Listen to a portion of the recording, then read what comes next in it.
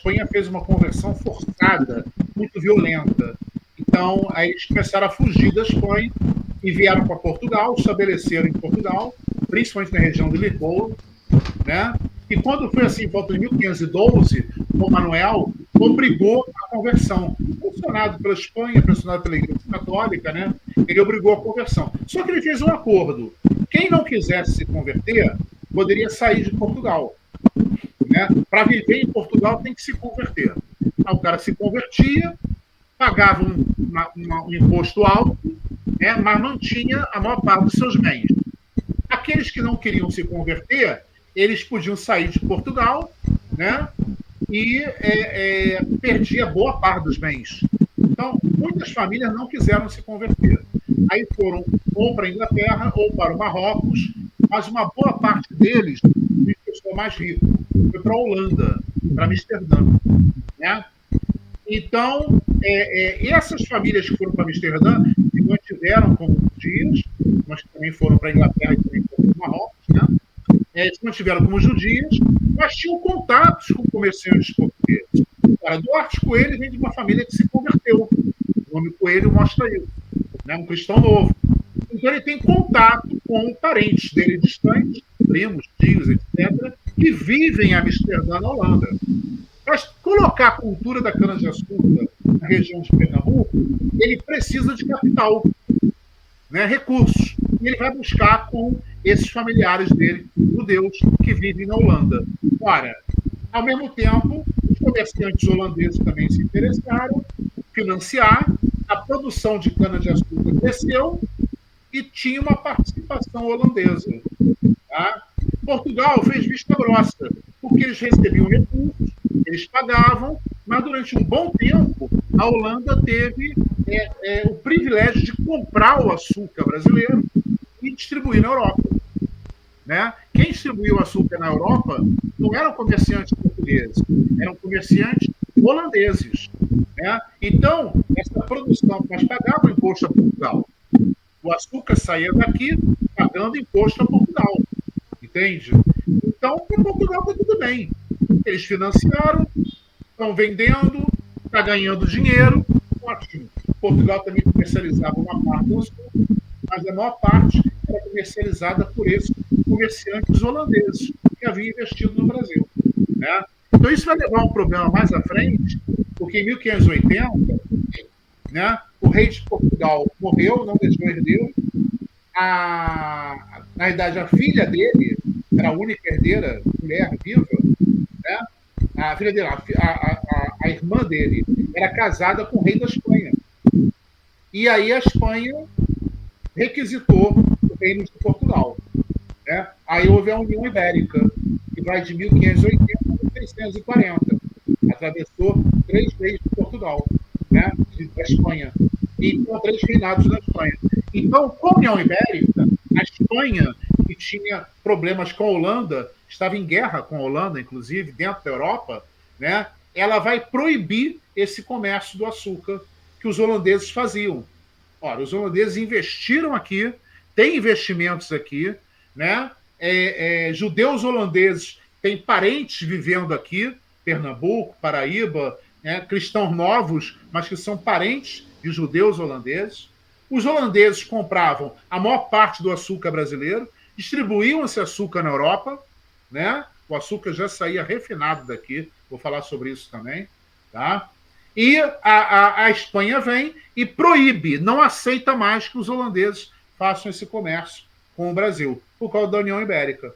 Tá? Isso vai fazer com que os holandeses comecem a tramar a ocupação, né, do litoral que produz cana-de-açúcar.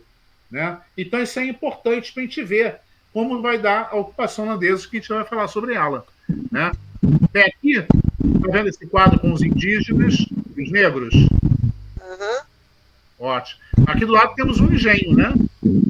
Olha aqui o moinho, removido a água, com os degraus, né? A água, ele capta a água, faz rodar. Essa roda aqui, ela roda por causa da captação de água, que vai nos degraus, os degraus vão virando, a água vai caindo e eles vai voltando, né? E esse aqui é preso por um dente nele. Então, o que acontece? Quando esse aqui roda também. Só que aqui está a moenda. A moenda, né? E vai moer a cana-de-açúcar, gerando o bagaço da cana. Esse bagaço, uma parte melhor separa para ser colocado no forno e daí feito o açúcar vai ser refinado. A outra parte vai dar origem, vai virar uma aguardente, né? Vai ser o primórdio da nossa cachaça. Ainda não, mas vai ser o primórdio dela, né? Então, essa que é o trabalho aqui. Né? Aqui nós temos os escravizados pegando as canas, preparando, levando para a moenda. A moenda também, muitas vezes, é puxada por bois. Né? O boi é o principal animal de tração. É ele que puxa a carroça, é ele que empurra a moenda, né? Porque ele é um animal forte, ele é um animal que, né, tem força bruta, muito mais que o cavalo. O cavalo é um animal de rico, é um animal que aqui no Brasil são muito poucos. Aqui nós temos muito mais a mula, né? O burro, o cruzamento do burro com o cavalo, né, que vai dar a mula, o jumento, né? Então aqui é muito mais isso. São animais de carga, né, que carregam a carga, que tem mais resistência que o cavalo, inclusive. Sobem melhor o morro, descem melhor o morro. Né? O cavalo é um animal de trote, de corrida. Então são poucos cavalos aqui. Aqui é mais o boi, aí o carro de bois, né? Ou então a mula para carregar ela no próprio lombo, ela carrega a carga. Aqui temos vários tipos indígenas. Vários tipos indígenas, nossos nativos, né? Desenhados, e aqui do lado, nossos tipos africanos. Né? Nossos tipos africanos. Angola, Benguela, né? Cabinda, Moçambique, Congo. Né? Benguela, o Golfo de Benguela, é a região que atualmente fica ali abaixo, Camarões, fica uma região que fica acima do Congo. Né? Aí você tem a entrada para o Congo, é Cabinda, que é o norte de Angola, né? Angola, o Congo, para dito, mais para dentro, e Moçambique, pelo lado do Oceano Índico. Né? Então, são os povos que vieram para cá, basicamente, né? Escravizados e que vão povoar o Brasil. Tá? Então, aqui tem a União Ibérica, né? A questão sucessória que eu já expliquei, e nós vamos ter duas grandes invasões nessa época aqui. Tá? A primeira invasão, a francesa, né, no Maranhão.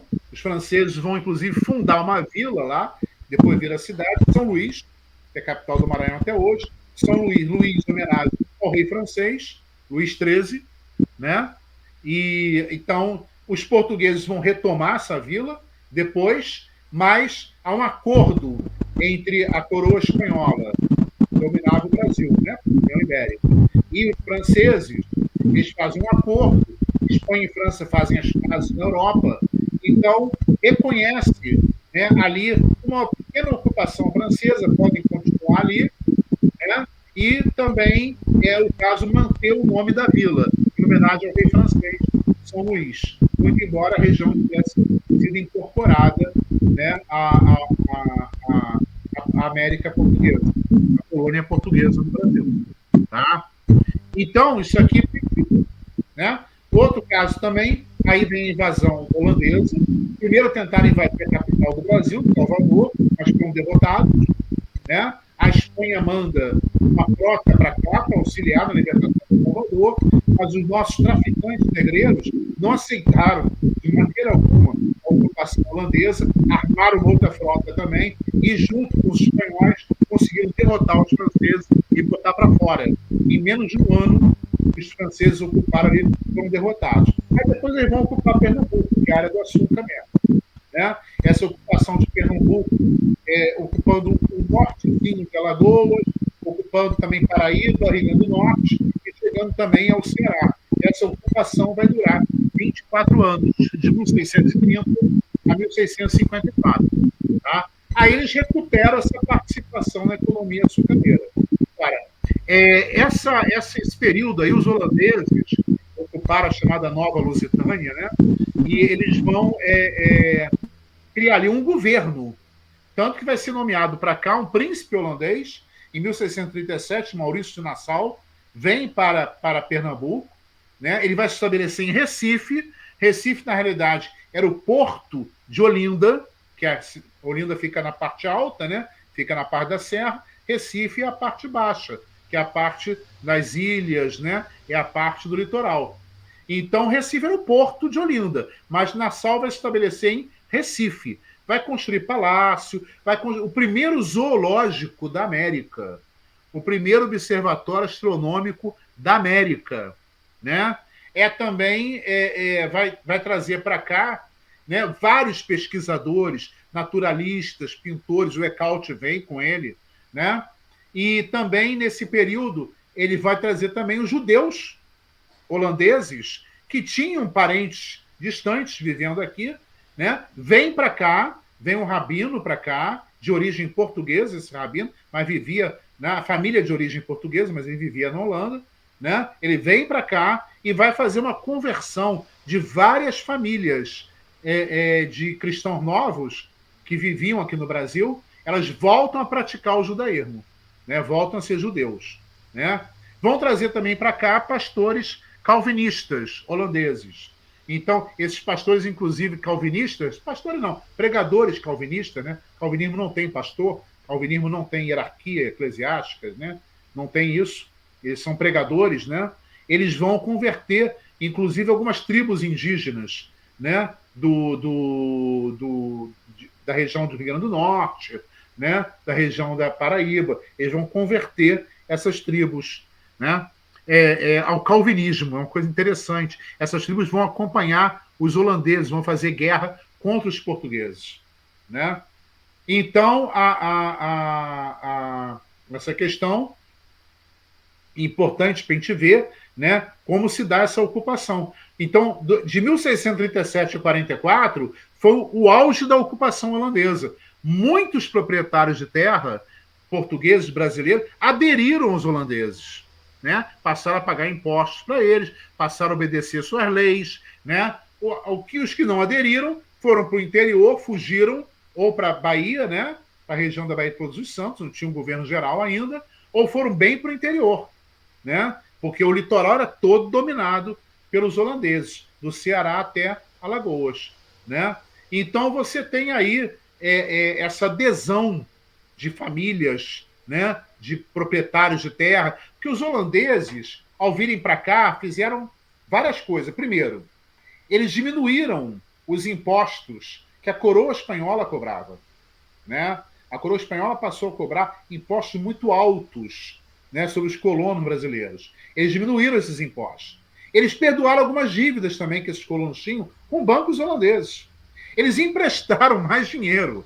Ora, então o holandês está virando assim um grande amigo deles, né? Então eles vão aderir mesmo a essa ocupação holandesa, tá? Então esse período aqui que a gente tem da ocupação holandesa, ele é muito controverso, né? Principalmente esses 7 anos que o Nassau ele foi o governante local, tá? Em 1644, Nassau é chamado de volta à Holanda, porque a Holanda estava envolvida numa guerra na Europa, contra a Espanha, inclusive, também, né? E essa guerra estava drenando muitos recursos holandeses. E eles iam ter que rever essa política de bonança que o Nassau tinha colocado aqui. Ou seja, aumentar impostos, cobrar dívidas, não emprestar mais dinheiro, aumentar os juros, tudo que os colonos não queriam. Nassau, então, volta para a Holanda e muda a política interna. Então, a partir de 1645, né, o holandês já é visto como o invasor, o explorador, o dominante, a oposição cresce, né? Por isso que as primeiras revoltas acontecem já em 45, né? Já havia acabado a União Ibérica, ela acabou em 1640, Portugal está muito enfraquecido, perdeu muitas áreas coloniais na África, na Indonésia, inclusive para os holandeses, né? Portugal só conseguiu segurar mesmo Timor-Leste, uma ilhazinha lá no fim da Indonésia, né? Perdeu áreas na Índia, né? Então Portugal, para holandeses, para franceses, né? Na África perdeu várias possessões, Golfo de Benguela todo, praticamente. Né? Então, a cidade de Cabo, a Vila do Cabo, que os portugueses fundaram quando estavam tentando fazer a ultrapassagem do Cabo das Tormentas, fundaram uma pequena vila. Ela foi ocupada pelos holandeses, aquela região do Cabo, né? Uma cidade da África do Sul até hoje, né? Então, os portugueses, Portugal estava numa crise imensa. E a área mais rica do Brasil estava sob controle holandês. Aí começa uma resistência aqui no Brasil contra os holandeses e Portugal vai estimulando levemente, né, essa resistência até que entra de cabeça na guerra para expulsar os holandeses. Vai ter um apoio da Inglaterra. Né? A Inglaterra, nesse período, estava vivendo um período muito crítico, uma revolução que teve na Inglaterra, né? Mas os ingleses aprovaram uma lei chamada Atos de Navegação. Era uma lei que procurava expandir, né, o comércio marítimo inglês. Então, eles começaram a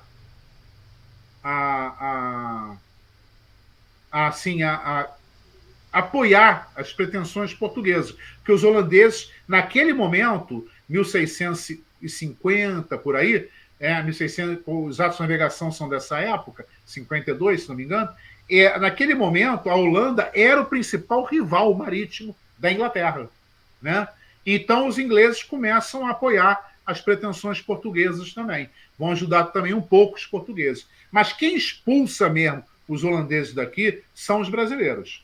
Tá? Essas famílias que apoiaram os holandeses, a maior parte delas voltam-se contra eles, né? Vão se aliar com os brasileiros que já faziam oposição, né? Vão montar exércitos aqui dentro, e os traficantes que tinham perdido algumas possessões na África, né? Os traficantes negreiros, eles vão apoiar decididamente. São uma potência econômica, né? Navios, embarcações, né? E eles vão também ajudar com o apoio português que vem para cá também, uma frota que vem para cá, né? Um certo apoio português. Eles começam a derrotar os franceses, até porque os franceses estão muito envolvidos em guerra na Europa e não tem como ficar mandando reforços para cá. Tá? Então, eles são derrotados aqui e são expulsos do Brasil. Tá? Então, isso aí para a gente ver como é que vai se dar esse período aí. Importante entender duas coisas. Nesse período da União Ibérica, a Espanha dividiu administrativamente o território da América Portuguesa. Né? Uma capital em Belém, né? Para pegar a Amazônia, envolvia o chamado Grão-Pará-Maranhão. Né? Grão-Pará é toda a região que hoje entende por Pará, entrando, né, pelo Rio Amazonas, Amapá também, e o Maranhão. Tá? E a outra parte que era capital em Salvador, que pegava todo o resto do Nordeste, a capitania do Ceará para baixo, né, até a região da Laguna, Santa Catarina. Então, ela dividiu. Essa divisão os portugueses vão manter depois da União Ibérica. Uma capital em Belém e a outra capital em Salvador. Tá? Só vai acabar no século XVIII, muito tempo depois, com o Marquês de Pombal, quando ele unifica a colônia e traz a capital para o Rio de Janeiro, mas em 1763. Então, essa divisão foi mantida até aí, né? Com Belém comandando a região do norte, né, do país, Grão-Pará, Maranhão, e o resto da colônia, a capital, Salvador. Ora, essa questão também, com a União Ibérica, o Tratado de Tordesilhas praticamente acaba. Não há mais uma linha divisória, porque é tudo da Espanha. E, principalmente, os paulistas, os bandeirantes paulistas, eles vão entrar cada vez mais na região que hoje seria oeste de São Paulo, oeste do Paraná, Mato Grosso do Sul, Goiás, né? Uma parte de Minas, pequena, mas uma parte de Minas, Triângulo Mineiro, né? Eles vão explorar essa região toda, subindo, vão chegar até a Amazônia, até as missões jesuítas que estavam na Amazônia. Né? Então, isso aí, essa expansão em direção à Amazônia, em direção à Bacia do Prata, né? Elas vão consolidar essa ampliação de fronteiras portuguesas. Tudo bem? Então, para a gente fechar aqui, né, fechamos com a União Ibérica, Dom Sebastião, rei de Portugal, que morreu em 1578, sem deixar herdeiros, 1580 começa a União Ibérica. Aqui nós temos, né, a região de Olinda, Recife, com as ilhas, Rio Capiberibe, né, a saída dos rios, são várias ilhas que tem aqui. O navio negreiro é uma pintura do início do século XIX, Debré. Aqui a expansão das missões jesuítas, olha, a Bacia do Prata toda aqui embaixo, e a Amazônia. Aqui as ruínas da missão jesuíta de São Miguel. Tá? Isso é no sul, fronteira do Rio Grande do Sul, Santa Catarina, com a Argentina atualmente, né? Ali havia os 7 povos das missões, eram 7 missões jesuítas bem grandes, né? Que ocupavam aquela região. Aqui as bandeiras, ao começar em São Paulo e vem bem em direção à América Espanhola. E, seguindo sempre pelos rios, vão chegar até aqui, vão voltar para a região que é Belém, a ilha de Marajó, né? Eles seguem pelos rios, vão explorar toda essa região aqui. Tá? Então, tudo bem? A nossa próxima aula a gente vai dar prosseguimento. Aqui tem, ó, Maurício Nassau. Uhum.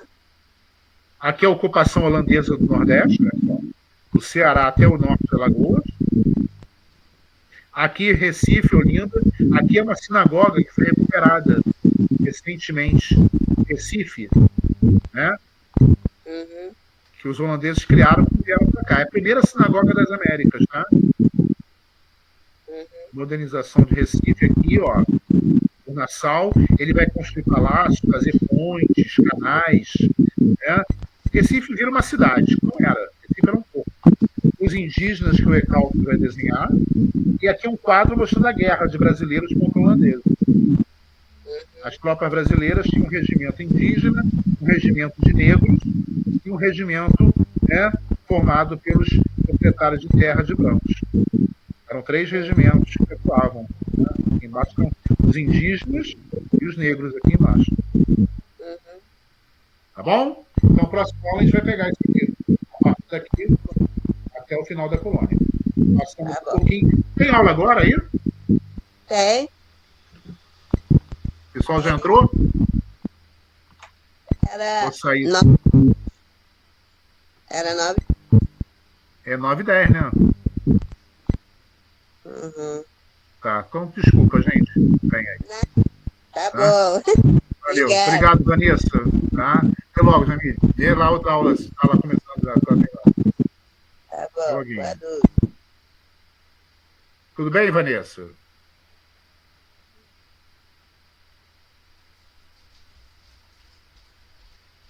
Vanessa tá sem microfone.